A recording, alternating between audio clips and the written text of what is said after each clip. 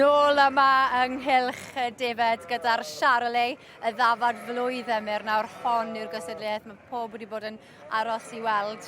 Ie, a ti'n modd, mae'n dosbarth mor gryf. Os ych chi'n edrych reit lawr y llinell, mae ledd o Defaid da yma, ti'n modd, a mae'r 2 neu 3 ar y top, wel, maen nhw really werth ei weld fan hyn. Mae dan I wyneb cyfarwydd iawn, teulu'r Ingrams o'r Alban yn y safle cyntaf ar hyn o bryd, a wedyn Defaid Lewis o Narbeth yn ail. A hon yw'r Dafad sydd wedi ennill yn ddiweddar yn dyfer, un sy'n yr ail safle, ond mae'r un gyntaf'n dda hefyd.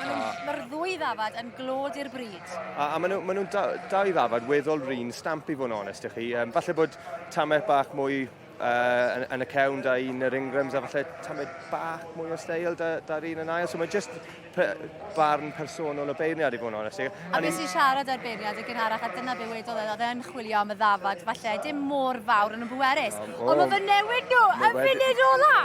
Mae wedi swapo nhw. Wel, am benderfyniad. Ar y diwedd. Siom I deulu'r Ingrams, ond llawenydd enfawr I Defaid Lewis o Narbeth.